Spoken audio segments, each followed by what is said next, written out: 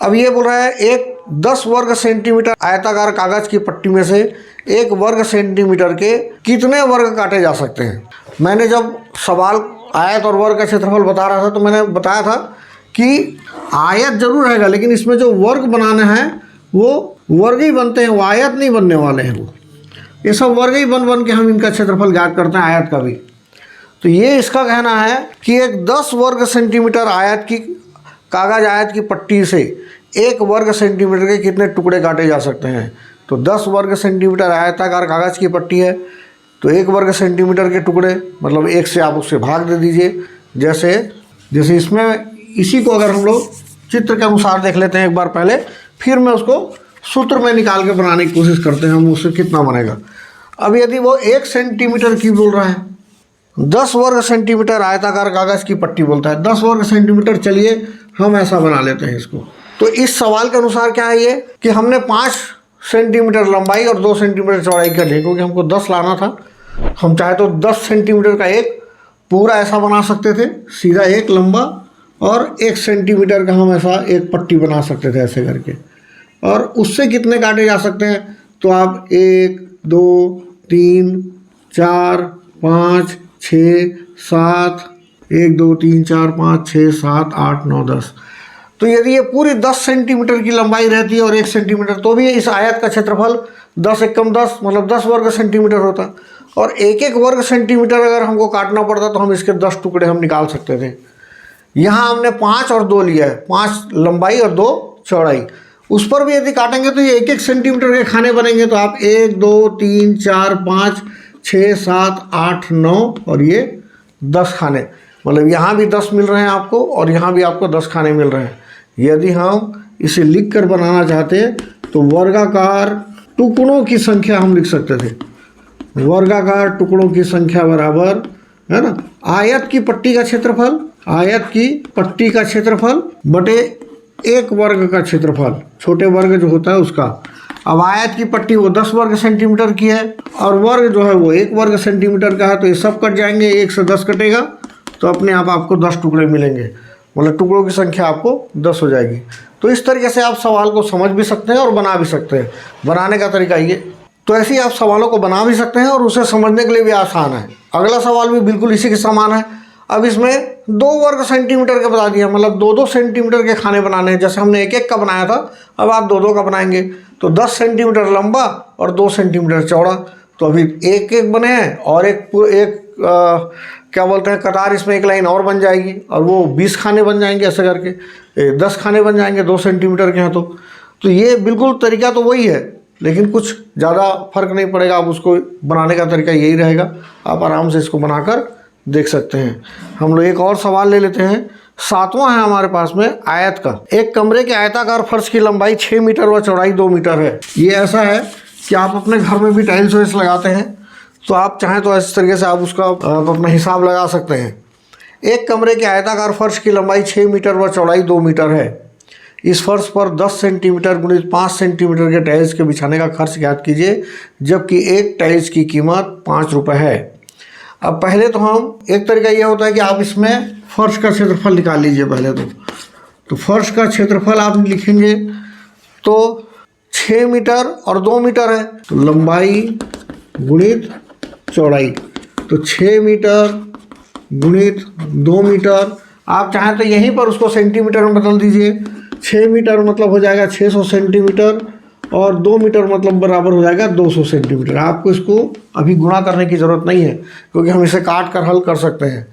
और टाइल्स का क्षेत्रफल हमको बोलता है, अब एक टाइल का क्षेत्रफल ये बोलता है 10 सेंटीमीटर गुणित 5 सेंटीमीटर, मतलब लंबाई गुणित चौड़ाई वो हो जा रही है कि एक 10 सेंटीमीटर की लंबाई है और 5 सेंटीमीटर की चौड़ाई है। अब आपको समझ में आएगा कि हमने, चूँकि यहाँ पर सेंटीमीटर था इसलिए हमने यहाँ भी सेंटीमीटर ही रखा है, और ये मीटर को इसलिए हम लोगों ने सेंटीमीटर में बदल दिया है, क्योंकि इकाई समान होनी चाहिए थी। आगे भी अगर हम हल करने के लिए जाते तो हमको उसको मीटर को सेंटीमीटर में तो बदलना ही पड़ता, चाहे वो 1 वर्ग मीटर को हमको 10,000 लिखना पड़ता, लेकिन हम उसको इसी तरीके से करते। तो ये है, ये एक टाइल, ये आ गया फर्श का क्षेत्रफल और ये एक टाइल का क्षेत्रफल। अब आपको टाइल की संख्या निकाले बिना आप ये नहीं बता सकेंगे कि खर्च कितना होगा। तो टाइल्स की संख्या का मतलब है फर्श का क्षेत्रफल बटे एक टाइल का क्षेत्रफल। यही कारण था कि हमने टाइल का क्षेत्रफल हमने निकाला है, वो भी एक ठो। अब फर्श का क्षेत्रफल हमारा दिख रहा है यहाँ पर 600 गुणित 200 और एक टाइल का क्षेत्रफल है 10 गुणित 5। आपको काटना तो बड़े आसानी से आता है, आप काट सकते हैं। ये शून्य को ये शून्य से काट दीजिए और ये 5 चौक 20 हो गया, मतलब 600 गुणित 4 आपको 2400 टाइल्स लगेंगे आपके फर्श में लगाने के लिए। और चूँकि 2400 टाइल्स है, अब खर्च देखना है। अब ये बोलता है कि एक टाइल्स की कीमत जो है वो 5 रुपये है, तो आप टाइल्स लगाने का खर्च निकाल सकते हैं इसी तरीके से कि टाइल्स लगाने का खर्च, ये वास्तव में टाइल्स का खर्च है, अभी लगाने का खर्च कुछ और अलग हो सकता है।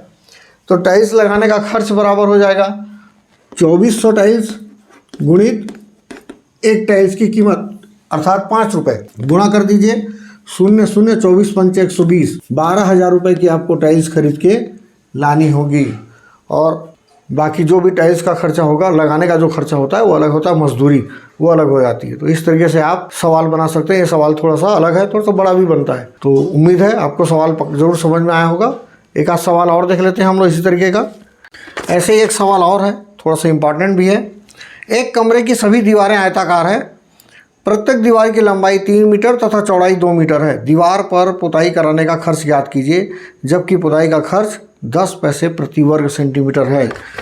तो एक कमरा है, उसमें पक्का है 4 दीवारें तो होंगी।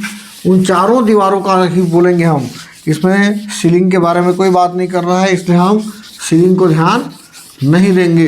पहले हम एक कमरे की एक दीवार का क्षेत्रफल निकाल लेते हैं, है ना। कमरे की एक दीवार का क्षेत्रफल, लंबाई गुणित चौड़ाई, अब वही है 3 मीटर गुणित 2 मीटर, मतलब 6 वर्ग मीटर हो गया ये।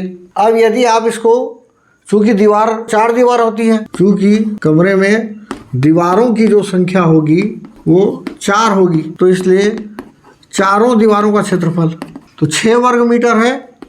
एक दीवार हम लोग 4 से गुणा कर देते हैं तो 4 छक्के 24 वर्ग मीटर हो जाएगा। लेकिन यहाँ ध्यान देने वाली बात यह है कि जो पुताई कराने का खर्च है वो वर्ग सेंटीमीटर के हिसाब से है और ये हमारा वर्ग मीटर में है।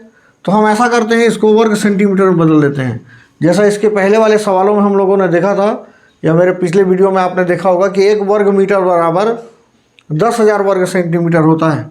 तो 24 गुणित 10,000 से हम गुणा कर देंगे तो ये पूरा वर्ग सेंटीमीटर में बदल जाएगा, मतलब 24 गुणित 10,000 वर्ग सेंटीमीटर। ये चारों दीवारों का क्षेत्रफल हो जाएगा। अब इस पर पुताई कराने का खर्च, पुताई कराने का खर्च, तो जितना चारों दीवारों का क्षेत्रफल है, चारों दीवारों का क्षेत्रफल गुणित इसमें, इसके हिसाब से इसने दिया है 10 पैसे प्रति वर्ग सेंटीमीटर, तो 10 पैसे से गुणा कर देते हैं हम इसको। अब चारों दीवारों का क्षेत्रफल हमारा हुआ है 24 गुणित 10,000 गुणित 10। आप सबको गुणा कर दीजिए, कितना हो जाता है 1 2 3 4 5 तो शून्य लग जाएंगे, 1 2 3 4 5 और 24 एकम 24, इतने पैसे हो जाएंगे इसमें। अगर हम देखते हैं तो इकाई, दहाई, सैकड़ा, हज़ार, 10,000, लाख, 10 लाख, मतलब 24 लाख पैसे हो जाएंगे। अगर आप इसे रुपये में बदलते हैं तो ये हो जाएगा 24,000,000 रुपये, मतलब 24,000 रुपये उसको खर्च आएंगे सिर्फ पुताई करने का। तो ये हमारे कुछ महत्वपूर्ण सवाल थे वर्ग और आयत के, हम लोगों ने हल किया है। अब इन सवालों के आधार पर आप जो सामान्य सवाल होंगे वो निश्चित ही बन जाएंगे। हम अगले सवाल में त्रिभुज के क्षेत्रफल पर आएंगे, जिसे हम लोगों ने अभी नहीं बनाया था। त्रिभुज के क्षेत्रफल को मैं अगले वीडियो में आपको बताऊंगा।